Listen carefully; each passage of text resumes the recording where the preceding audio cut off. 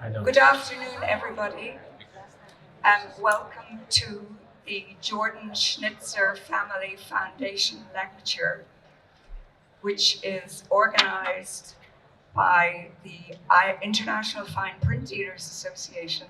We have the director of the organization over here, Jenny Gibbs, who coordinated everything with the members of the board for the entire fair. And we are delighted to have you all.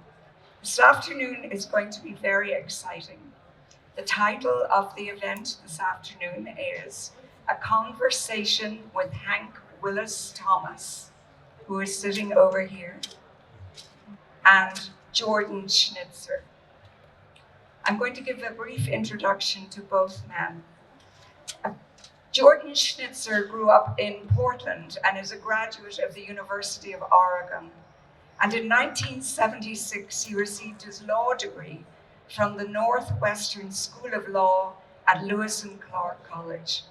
Shortly thereafter, he began working full-time in his family's real estate company, Harsh Investment Properties, a Portland-based real estate acquisition, development, and management company, which was started by his father in 1950. Now, this is not an economics lecture, I just want you to know that. With a staff of over 250 professionals, Jordan has built Harsh Investment Properties into one of the largest privately held real estate property and management companies in the Western United States. In addition to his role as president at Harsh, he is a major benefactor on many civic and cultural boards. Those of us who know Jordan's passion for prints and the arts know that this inspiration emanated from Jordan's late mother, Arlene Schnitzer, who was the founder and director of the Fountain Gallery, which was established specifically to showcase artists in the Pacific Northwest. The Fountain has been called Portland's first serious art gallery.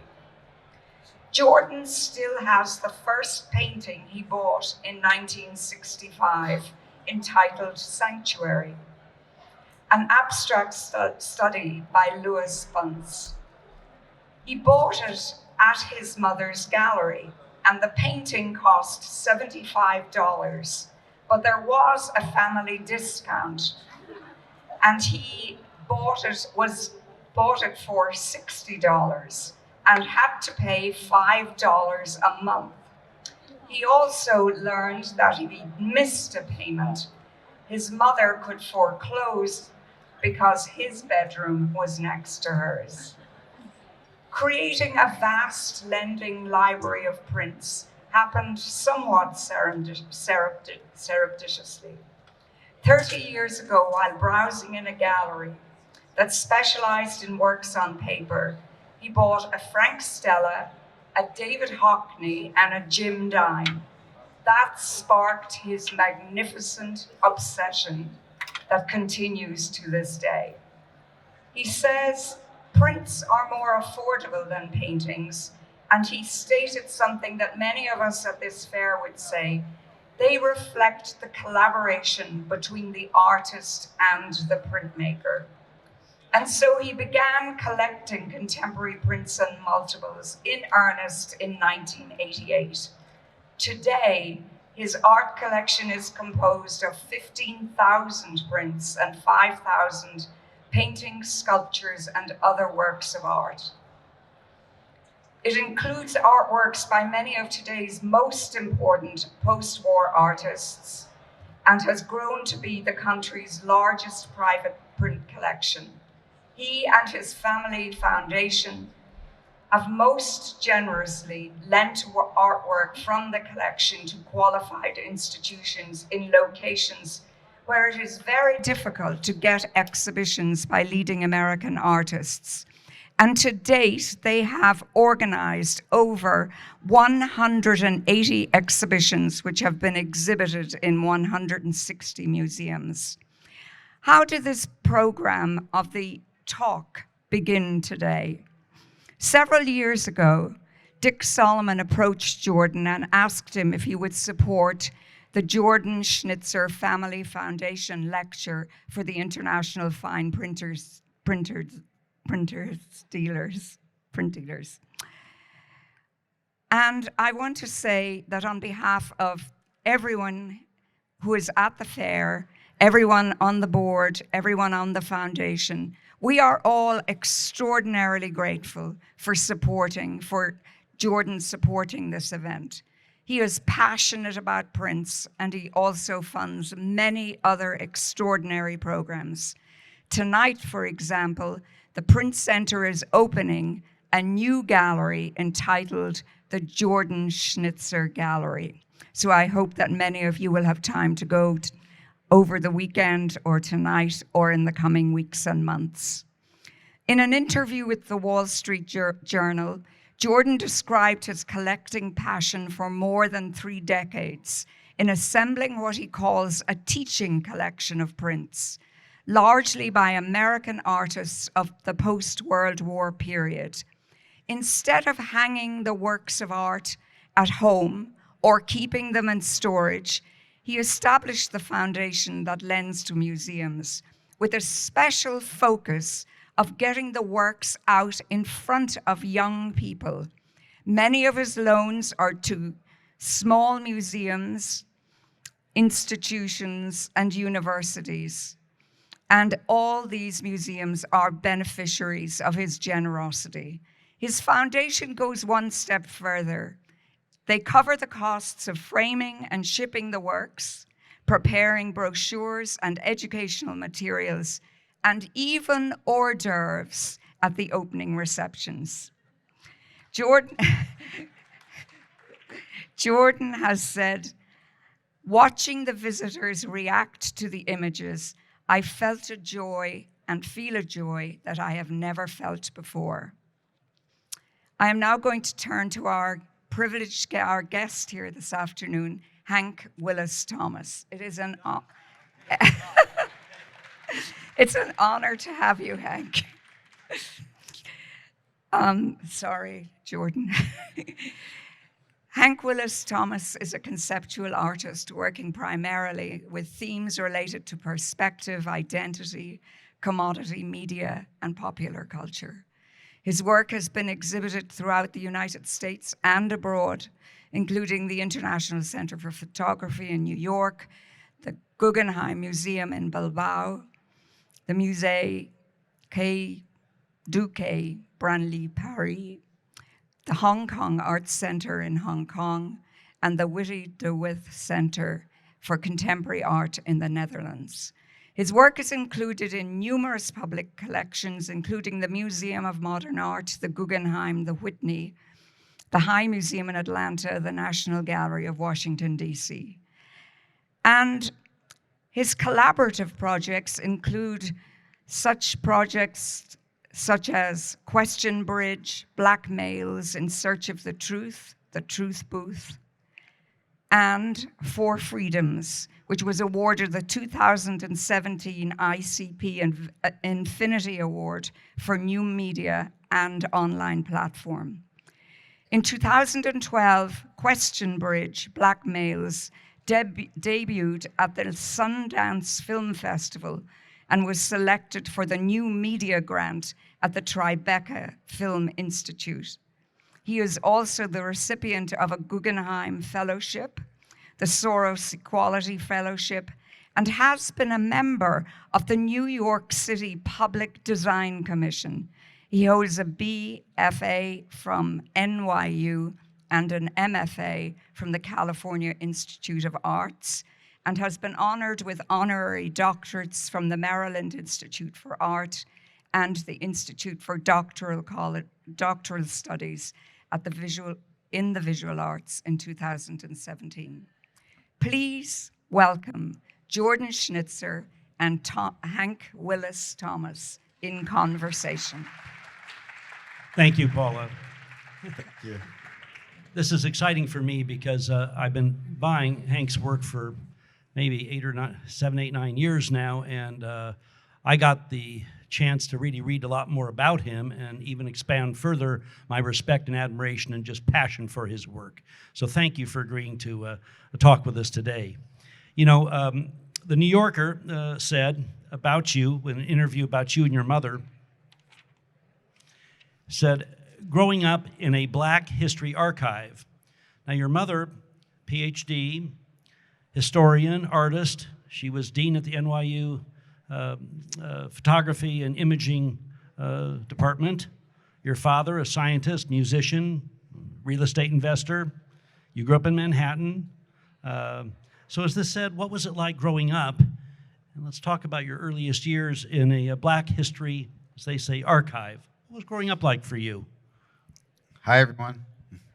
Well, first of all, I'm so grateful to be here with you. It's just been a joy to see, definitely this throughout the year since we've been back more often through the pandemic, getting to see how big your heart is, how much you care about art, artists, and people in general. And so I was surprised to be invited here, but now I know that I'm your favorite artist.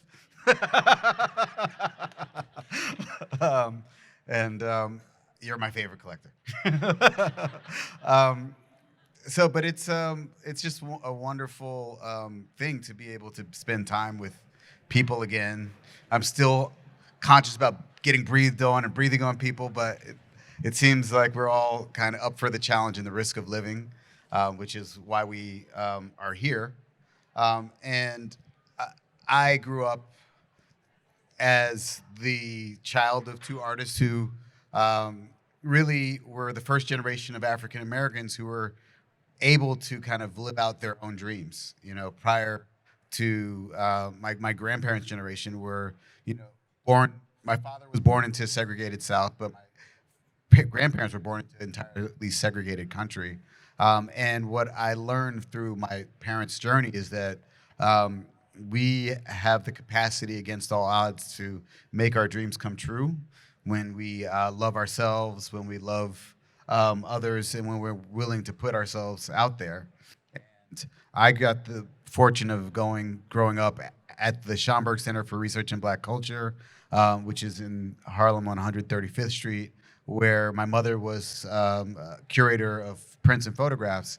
And I got to meet, incredible artists like Gordon Parks and James Vanderzee as a child, and James Baldwin, et cetera, and so many other people who would be coming to the Schomburg because, especially at that time, Black artists weren't really welcome many places, even in this city. And it was normal to be surrounded by Carrie Mae Weems and Lorna Simpson and people who are now household names as a child, and most people didn't know who they were or possibly even care.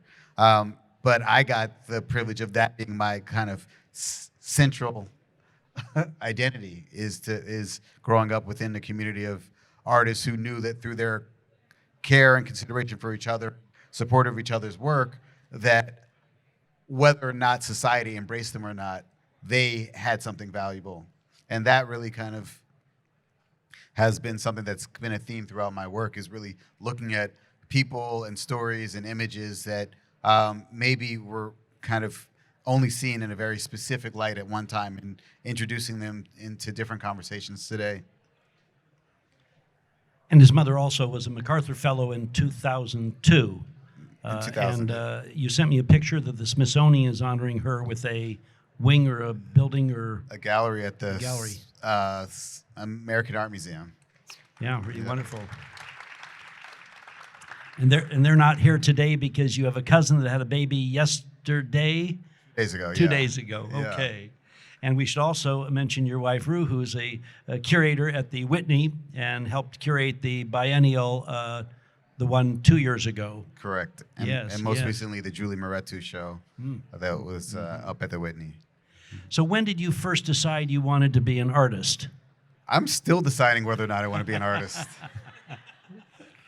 It does feel like I'm living in a dream world, because the idea that I could come up with an idea and I believe artists are alchemists and also to some degree kind of in a different era would have been shamans or psychics, because most of what we do is we imagine something and literally kind of culminate all of this energy using different kinds of materials to bring it into physical existence. And that's just crazy, and I never, because my mother reminds me that I used to tell her I never wanted to be an artist because all of her friends were broke.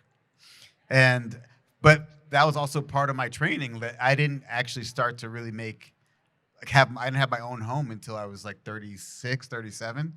But I had my parents' couches and other friends' couches. But it was really because I recognized that the journey of being an artist had most people, no one goes into making art to make money. You go into it because you truly believe in what you're doing. And so I always tell people, if you want to make a living as an artist, don't be realistic, because the chances that you'll actually make a living aren't realistic. And so putting reality outside makes space for our dreams to really manifest. We're going to talk about your art in a little bit and go through a lot of slides, which are absolutely fabulous. And what you'll see there is you're so multifaceted. I mean, you work in film, paintings, prints, reflective materials. We'll get into that a little more too. Was there something in your childhood? It talks here about how you loved the Dukes of Hazzard show, and one of his amazing works that I still said I need to buy was at the Kane Griffin Gallery in L.A., and it's a Duke of Hazzard car with a Confederate flag on the back of it from that Dukes of Hazzard show that some of us older people here remember. But that you grew up loving that show, and Bo and Luke and the characters, and you also liked little G.I. Joes. Were there formative things there in terms of your play and toys that you think helped also shape and form you into what you do today? Well, it was funny because my friends, Frank Hooker and David Dotson, and the kids I grew up with in this Schaumburg, we would be in the Schaumburg Center for Research in Black Culture with the Dukes of Hazzard car and G.I. Joe action figures, and no one even thought it was even at all problematic that we were literally in the stacks, like riding our cars on prints and objects.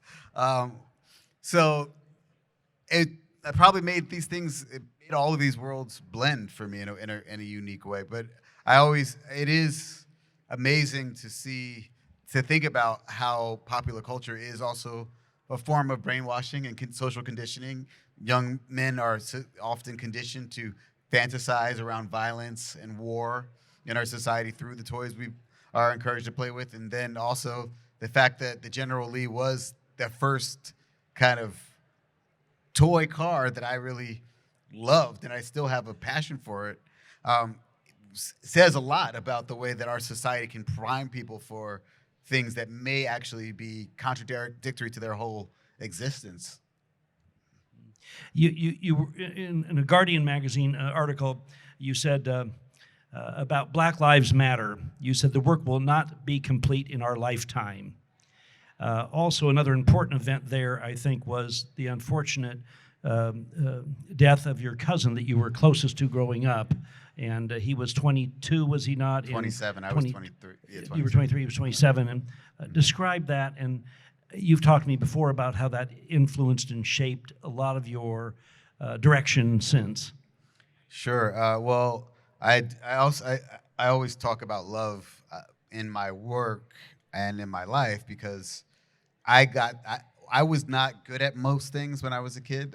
Or maybe even now. However, I've figured out how to do a lot because I understand the currency of love.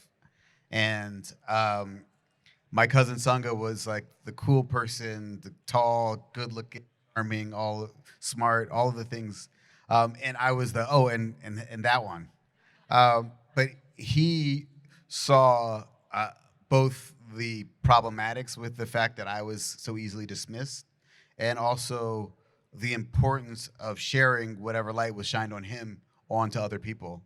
And he really I think about him every day and think about how he walked the earth with this kind of belief. He'd say, I'm the richest poor man alive, was one of his mottos, because he had so much love in his pocket. Unfortunately, he was murdered on February 2nd, 2000. He was visiting my grandmother while his mother was out of town, saw some friends from junior high school. They said, let's go out. They went out to a club in a city he doesn't really know. The guys were wearing diamond and platinum chains. They left the club separately, but some people spotted him with the guys, and they made him lay face down in the snow while they waited for the other guys to come out of the club. And they robbed the other guys from the chain, and then shot him in the back of the head while they didn't take anything from him or us except for his life. And that was pretty devastating for a lot of reasons, not the least of which that it was a teenager who killed him, who, was sentenced to life in prison, and multiple of them. So it wasn't just one life lost, it was many lives lost. But a few weeks after he was killed, one of his friends, his artist, Omar Ramirez, said that he and Sunga were messing around on microphone, and that I might want to hear what they were doing. And one of the last things recorded of him saying was "Love overrules," and I thought that was a perfect message, parting message, for him to share with me. And it was like him saying "love over." I wasn't sure if he was saying put love over rules or love overrules, and that has become really my motto, this idea that, regardless of the circumstances, which is most beautifully illustrated by his mother, who went to visit the young man who killed her only son and embraced him while he cried on her shoulders, that there's no scenario where love cannot be generative and healing. And that's basically what my cousin has taught me, my family has taught me, and that I attempt in my own way to share in my life and work. Thank you for sharing that. I think I always find it interesting to understand what helped motivate and shape someone. So those are intimate things to tell us about. Let's get on with your work a little bit here, and help me technologically here. What do I do? You got it. Okay. Do you want to talk about some of these early works that came from your studio? Sure. So, my studio also really, I was invited by Dushitsa to do an artist residency at the Lower East Side Print Shop. I don't know, 12 or more. Well, first I applied and didn't get it, I think. And then they came back and they were like, well, we kind of like you anyway. You did. At least one person did. That was 2013. Oh, it was 2000. That was earlier. I think it was 13 when I did the residency, 9 when I didn't get it. Oh, I see. Yeah, see, love. She said, luckily I'm the director, so but we did not know each other. But as a result of that invitation, I got to take my work, which was then primarily photography based, through using inkjet prints and lambda prints and other forms, and silver gelatin prints, other forms of photography, and embrace a new medium, which was printmaking. And I got to, through working with various printers there, come in with all these materials that I'd been looking at and playing with, and being like, what happens if we apply, in this case, screen printing to this, and to this, and to this? So we did carborundum, we did so much. But ultimately, I started to learn a lot about Andy Warhol's printing process and his experimentation with historic images, and also using painting as a method to tell stories through repetition. And one of the things I was really drawn to was, I was always fascinated with the civil rights movement and the fact that nonviolence was ultimately the most powerful tool to resist institutional and systematic violence of not only the people in the society, but also the government. And I decided I wanted to highlight that in ways that are invisible. And so this is how the work might look to the naked eye. But if the work was on that wall, for instance, or you saw it with a flash, you'd see another kind of element revealed. And so I had been looking at stop signs, or one-way sign. We all look at those. Everyone seen a stop sign? And at nighttime, if you're in a car, the headlights are on, and you can see the red and white sign, the colors illuminate. But if you're just standing on the sidewalk, you would not see it glowing that way. And I came across that material, and when I brought it to LESP, I was really kind of excited to figure out how I could use this kind of camouflaging technique that happens with retroreflective vinyl, combining it with ink to tell stories. And so this is a piece of this really powerful image that's undated of an unnamed person around during the civil rights movement. And the reason I think it's so powerful is because history is like this, where it's vague and almost invisible, and then shining a certain light on it, you can kind of get a new perspective on it, and it can be heart-wrenching, it can be moving, and that's kind of where I've always been excited to work. Should I keep talking about my work, or? Yes, because he wants to hit the next one. Okay. Well, this actually is a piece called Scarred Chest it's from 2003. I actually made a photogravure of this, which was also kind of very exciting kind of way for me to move out of the traditional form of photography that I was used to. But I was thinking a lot about how slaves, and likely some of my ancestors, were branded as a sign of ownership, how cattle are branded as a sign of ownership, and how today we live in a society where we are branded, everything, even the water that we drink, and the cars that we drive, the computer or phone that we use is branded, and in a way it shapes our notion of who we are. And the question is, do we own the products, or do the products own us? This actually is a painting inspired by these screen printed posters from the Memphis Sanitation Workers March in 1968, where there was people holding signs, African American men holding signs in protest of segregation, saying "I am a man," which I was really surprised by, because it was shocking to me that just a few years before I was born, it was so necessary for people who were clearly men to have to affirm their identity that way. And then so I decided to make a series of paintings remixing that to say I'm your man, I'm the man, who's the man, I am a man. And so but my practice really does take all of these different forms, from using elements of historical images or images like this from a 1952 bra ad, which when I digitally remove all of the advertising information, it seems to be a pre-feminist image where this woman is being elected to something. We'll explain. You did 100 from 1915 to 2015. You picked one ad a year, 100 of them, and then you manipulated them. And we've got about 6 or 8 or 10 of them images. Yeah.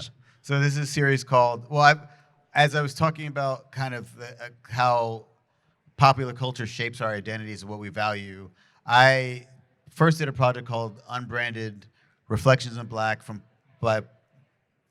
Unbranded Reflections of Black. Whoa, wow, what? This is just last night. I was in DC at the Rubel Family Collection, where the entire series. Wow, this is 46. Unbranded Reflections in Black. Oh my God, what? By Corporate America. Thank you.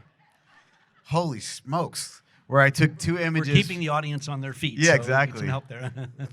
Where I took 2 images for every year from 1968 to 2008, and removed all the advertising, digitally removed all the advertising information in a way to kind of track blackness through the corporate kind of agenda or idea over the course of these 40 years. And it was really fascinating because prior to 1968, black people weren't really marketed to by mainstream society. And to see how that community was framed and spoken to and influenced through advertising or influencing advertising over those 40 years, which happened to be bookended by the symbolic end of the civil rights movement when Martin Luther King was assassinated, and then the symbolic new era marked by the inauguration of Barack Obama. Then a few years later, in that series, I started to see all of these. I started to come across, while I was looking through these images of African Americans, I started to see all of these other images that I was finding in archives and magazines that I also found fascinating. And I started thinking about race and how 100 years ago, most people we consider white, Irish people, German people, Polish people, Jewish people, Russian people, Armenian people, would not be considered white 100 years ago. And in fact, a lot of people like your ancestors were either just arriving or coming from a place as refugees, and in a way kind of saw whiteness out of this way as this passport out of second-class citizenship. A lot of African Americans also chose to opt out of blackness into whiteness through passing. And I wanted to kind of look at this both construction of whiteness, but also this construction of a white female identity in popular culture through I took one ad, as you said, from 1915 to 2015, so it was called Unbranded: A Century of White Women. And what was fascinating also with these ads, most of the people making ads targeted towards quote-unquote white women throughout most of the 20th century were their husbands, right? And so a lot of what we know about female identity is shaped through kind of a man's imagination of what a woman should be, where she belongs, and what she should be valuing. And so this series really was, for me, a really amazing kind of journey and exploration into what American identity was about. This is, I think, this is an early ad from 1934, where you see a woman both elegant but also behind the wheel of the car. So this is the beginning of a time when women can start to have some kind of autonomy. This is 1972. This is a ad for, anyone want to guess? Yes, Virginia Slims. You've come a long way, baby. And so, of course, this is a point when women's rights were becoming more and more relevant in popular culture, and cigarette companies figured that they knew how to speak to them, put a bow on her head and put her on in the Mount Rushmore. So the series is kind of, especially looking at cigarette ads like this, like you're supposed to be like smoking these cigarettes is like being on a block of ice in the desert, sun tanning. And so when I look at ads, what's so fascinating is what are they really about is revealed when you start to remove the advertising information. Do people know what this is an ad for, right? What? Not the sofa. Calvin Klein obsession with a prepubescent looking Kate Moss on a couch. This was a way you would sell. Like, this is just, you can see a lot about what we're thinking. And this is by, I think, around 2006. And it's for potato chips. I guess you can't have just one or something like that. But it's also now women are having options and new kinds of relationships. This was for vodka in 2003. But again, like what are as young people looking through magazines, what are we learning about gender relationships, and when we see and what is the buying the product Sky Vodka meant to imply in this? But then we also see a different moment in around 2013.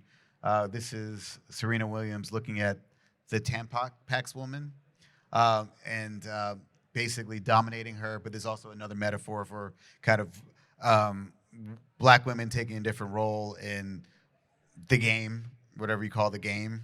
But also this, I think, pretty binary and confrontational depiction of the relationship with two women who might have something in common.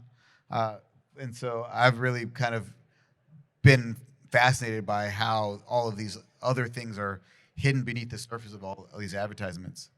Before we go to the next slide, which is the love rules, can you talk about your practice because as I looked at all these images, which all we were lucky enough to have, I sit there thinking, as I'm sure all of you thinking, my gosh, how does he think of this stuff? Where does he find it? Where do you come up with these ideas? I mean, this is amazing the way you're explaining all this to us. And so how... I could talk all day on those. Well, first your studio practice, what kind of staff do you have and help? But in terms of this piece first, what gave you this idea? How many magazines do you go through? Do you sit up at night? When do you come up with all these ideas? Sit up at night. But my mother being an archivist and historian, my father also being a really serious history buff, I kind of got it honest, you know. But also, my grandmother, who just passed away at 100 years old, I have one gripe with her, which was that when I was 5 or 6, every time I would go to my grandmother's house, I'd be like, photo albums, and then I would take all the albums, and then I would rearrange all the images, codify them by who's in them, and then I would separate the color images from the black and white images, because I always thought that the world before I was born was black and white, because all the pictures before. And so she hid all of the photo albums from me since I was 6 or 7. I still have not seen them, but I have images burned in my head, and they're like, these are the albums. Like, no, these are not the albums that I'm looking for, because I drew on some of the pictures, so I know I made my mark. But so I think I've always been fascinated with archives, and partially because my mother, on her first book, but many of her books, she's published over 2 dozen, maybe 3 dozen books by now, mostly around images of African Americans and how they're represented in society. And her first book, though, was called Black Photographers, 1840 to 1940, a biobibliography. And this book, which is powerful when you just consider the title, Black Photographers, 1840 to 1940. This idea that there were African Americans who were making photographs at the very beginning of photography really tells a very different story about at least some aspects of the American story. You know, to be a black photographer in 1840 meant that you had to have some level of education, whether it was hard taught, self-taught, or another way. You had some interest in chemistry and physics and mechanics. You had some means to kind of get not only, you know, the camera, but also the chemicals and the glass plates or whatever to print them. And then you also had a curiosity and a passion that led you to do all of this. And that story, doing that almost 3 decades before the Emancipation Proclamation was written, means that there is a lot more to tell about the antebellum American experience than we know, but also that African Americans surprisingly saw African Americans very differently than people in mainstream society did. And so that's part of the thing that I'm interested in looking at the archive. I find every archive is almost, it's like a time capsule, or it's a portal into the past. It's a window into the past that we can learn even more about than reading books and hearing oral history in certain cases. Hit the next one. And so this is a piece which I was really happy because it did not exist in this way until we talked. I was fortunate enough to have a survey show at the Portland Art Museum, which opened in 2019, just a few months before the pandemic. And so a lot of people saw it when it traveled, or maybe just one, 2, great. But this, I was able to put my cousin's words. So it says love rules here, but if you look closely, you'll see there's an over here. So it moves from saying love rules to love overrules. But I was able to put my cousin's words on the outside of the museum. Actually, there's also a version at the Brooklyn Museum that's still up currently. During the uprisings in Portland throughout throughout 2020, this was a place where a site of a lot of tension, a lot of scary moments.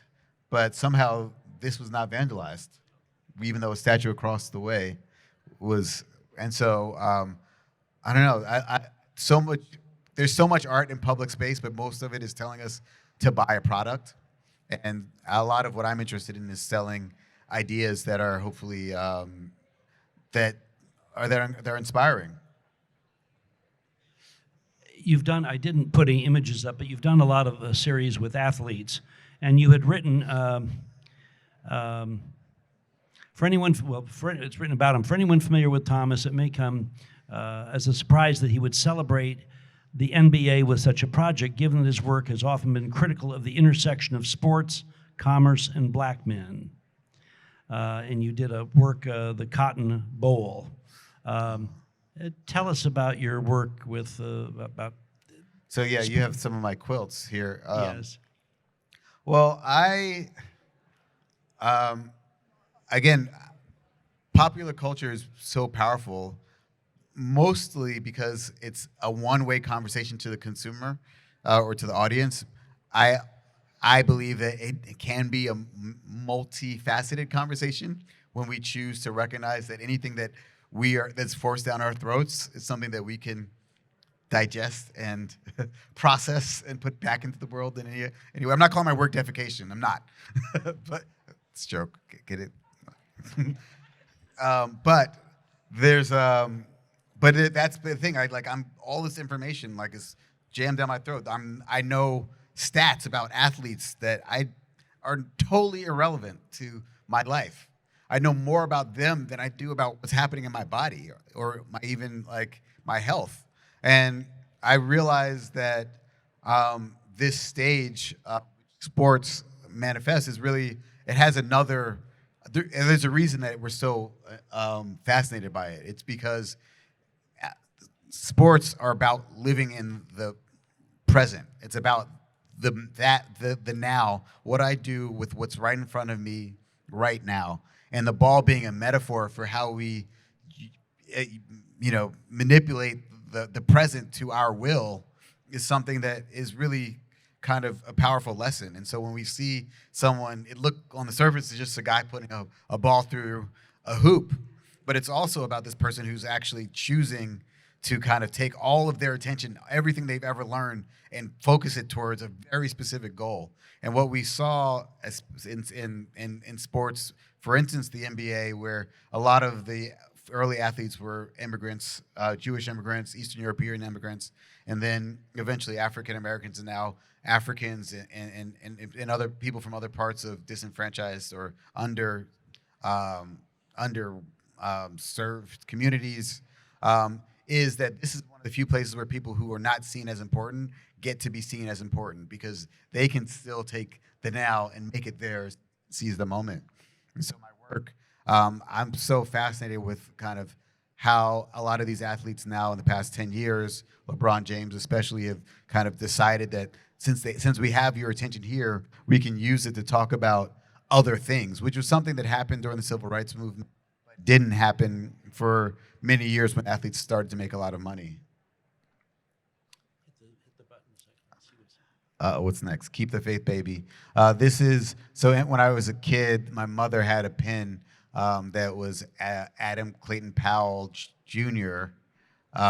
Pin for his campaign in 1968, saying "Keep the Faith, Baby." I didn't know that until much later, but I was really drawn by it's probably the first words I actually read. "Keep the Faith, Baby." I'm serious, because it was right next to her bed, this pen, which I still have.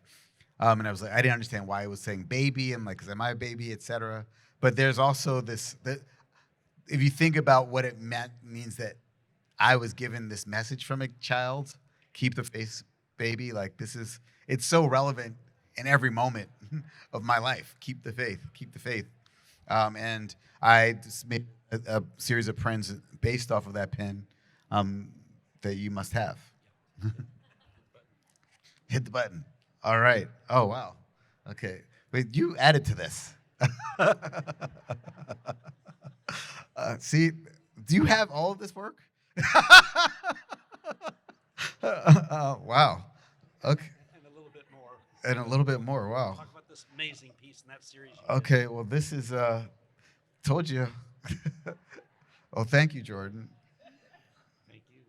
Yeah, no, I get emotional also because it's obviously I'm not the only artist. I'm sure there's probably 100 artists in this who are exhibiting here, or maybe even today, that you're supporting. But there's also something that's really important for me to remember as a father, as a parent, that like a lot of your support, definitely your support was able to help. I was able to buy my first home. And that's like a big deal. I told you I didn't have a home until I was 35. So being able to get a home at 45, and largely because of your support during the pandemic, really was a huge, huge thing, which, if I have another kid, Jordan Schnitzer, Willis Thomas.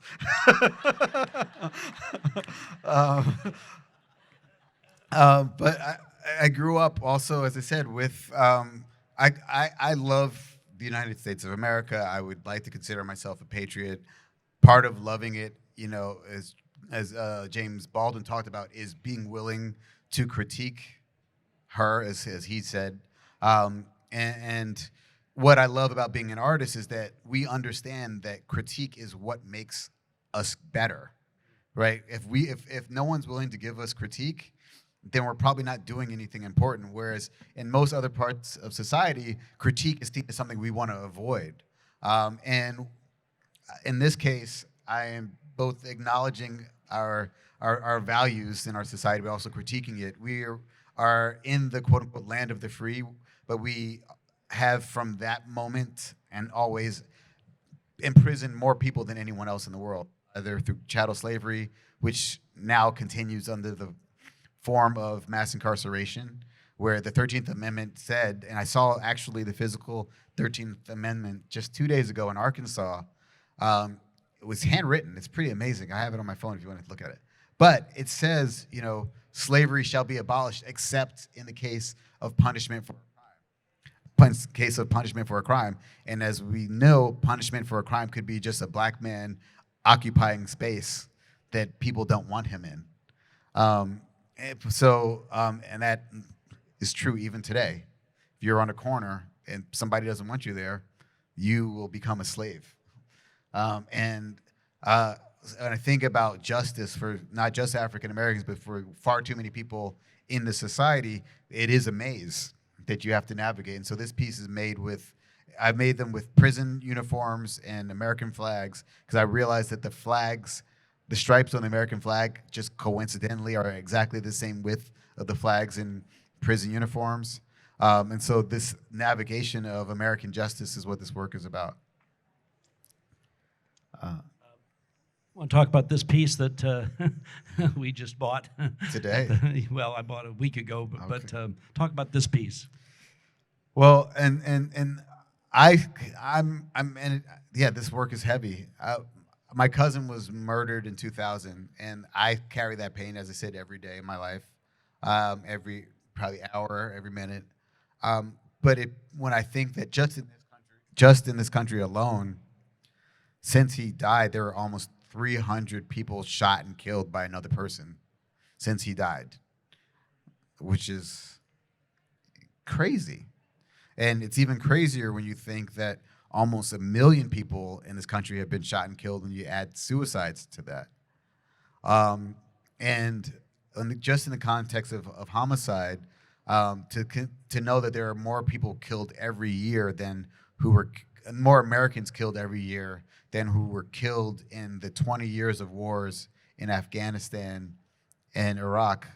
There's 4 times more people killed in 2021 than were killed in those 2 foreign wars. It says a lot about where we're spending our money, where we're spending our energy, and what our values are. And we don't have any memorials. We'll have rightfully memorials for fallen soldiers, but what about the everyday people who are fallen stars in my eyes? And so this in the back is, I think, 27 with Jack Shaman Galleries here, giving me cues. The But front, it's the front, the the front, front one, one. is, front one is 21. The rear Yeah. one is 20, I think. 18. So, but it's 1 star for every year. Every person who was killed in 2021 is the one in the foreground, and it's around 20,000 stars for the people who were killed during a pandemic year where most of us were locked down. Sadly, there was an increase in gun violence during the pandemic, which is shocking when you really think about it, because most of us were home. But also, I guess, in that was reflective of the pain that a lot of people were carrying. Why don't you go to the next one? I think it's the one more. Go, keep going. There you go. So this is the work. Why don't you talk about the color cap? Why don't you talk about this? Okay, this is based off of this. So my show, and I had a show. I got to do a residency or a fellowship at Harvard at the Du Bois Institute in 2010. This is run by Henry Louis Gates, and one of the things that they have all throughout the offices are all of these posters of African American films and cinemas, and one of the common themes on all the posters from the 30s and 40s was all colored cast, and I thought that was such a fascinating term, an all colored cast. Not only because it was a promotion that this is a black film, but also you think about the spectrum of color within the African American community, also thinking about film being black and white. So both the metaphor at the time of film being black and white, but also it was segregated. I was really fascinated with that. And then there was a show, a Warhol exhibition at the Whitney, and there's a piece called 36 Ethel Skulls. It's these 36 different portraits of her that he took on different color backgrounds, screen prints. And I decided to do a variation of that, looking at 36 stars, not only African American, but stars from basically 1930s to 1920s to the 60s, who were stars of segregated cinema. I was first mostly inspired by Anna May Wong, who was a person who was my mother's kind of muse as a child. She's going to be commemorated now on the quarter. Did you know that? It's pretty, it's amazing for me because I only was fascinated with her because of my mom, and then I started making work.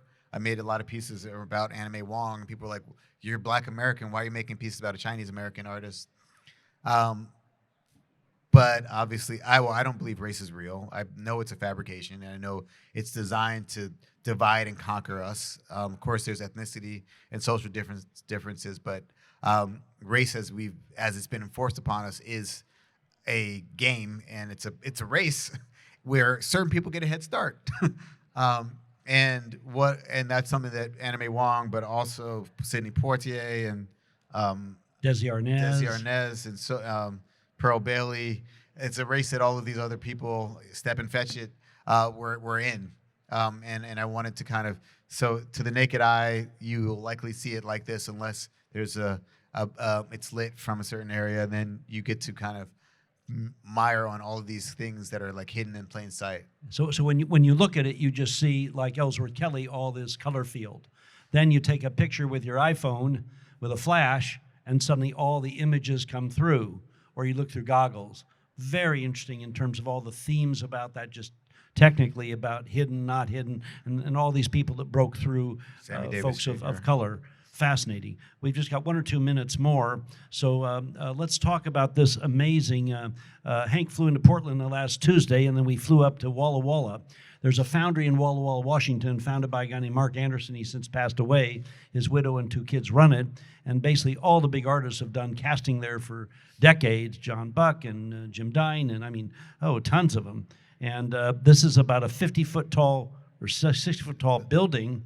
And tell about your commission for Boston for the Commons there. Sure. So I was really inspired by a photograph of Martin Luther King and Coretta Scott King embracing when he was given the Nobel Prize in 1963. And there's this picture, which I don't think we have here, shows him hugging her with so much glee. But also you can see that all of his weight is on her as he's hugging her. And I thought that was a really powerful metaphor for their relationship, where she carried his legacy for almost half a century after he was assassinated. But it was through their love that so many of us were able to feel their love and continue to see it in society. We don't have we have civil rights, but we don't have like a place for civic joy or civic love to be really highlighted. And we have all of these monuments to heroes of war and victims of war, but not very many monuments to love or nonviolence. And so Martin Luther King and Coretta Scott King met in Boston as students. I believe she was at the Berklee School of Music and he was at Boston University.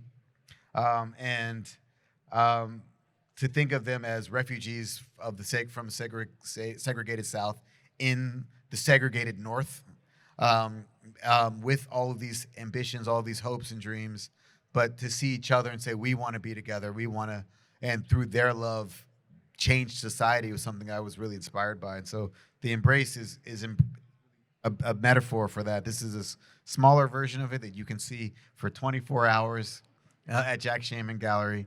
But we were in that smaller version at Jack Shaman Gallery.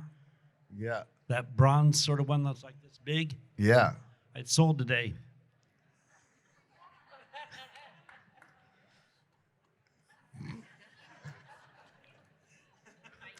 I couldn't help myself. The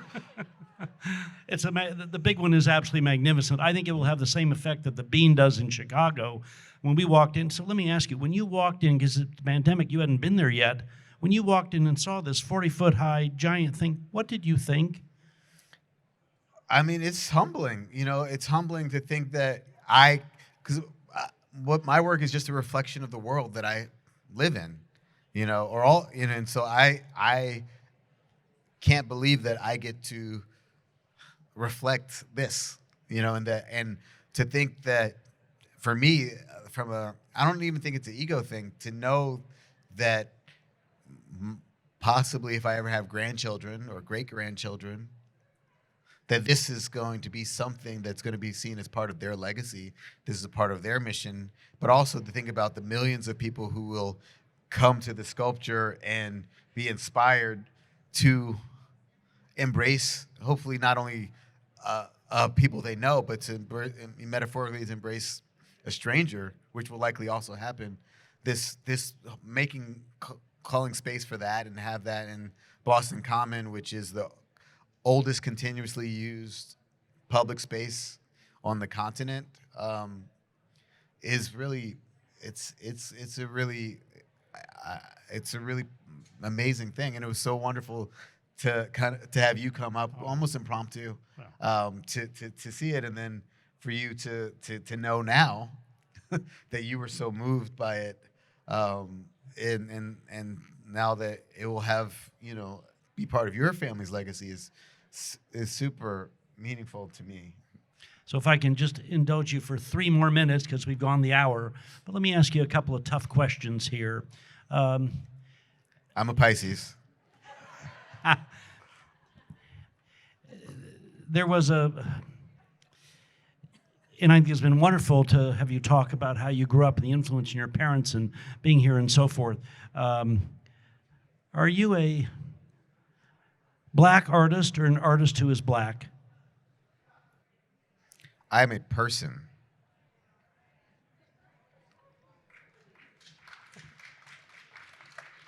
Your legacy,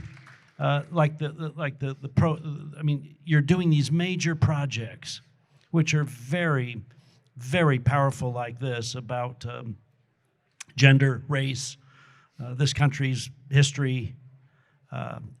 Is that your mission?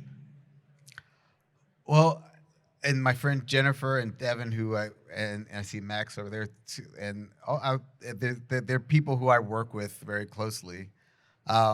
They get to see me all the time. For me, my creative practice is how I show up. Like every day, like every moment of our lives, we get to practice being creative. We get to practice because I'm performing. Like you're performing and what you're wearing, you're performing. And so often I walk around the world like, got to be here. I'm late. I messed up, or so and so. I got gas. But like, really, I have the fortune of being able to like look at all of these people, all of these smiling people, all of these smiling people, all of these smiling people. I can't see your face color. All these smiling people. Like, to me, that's the art. I got to make everybody smile. Like, and so like the creativity for me, the fact that I get to call myself, I do refer to myself as a person because hopefully one day, sadly, a lot of people won't see me as a person and don't see me as a person, but I believe the more that I can reinforce that, the more likelihood that someone might remember that at a critical time.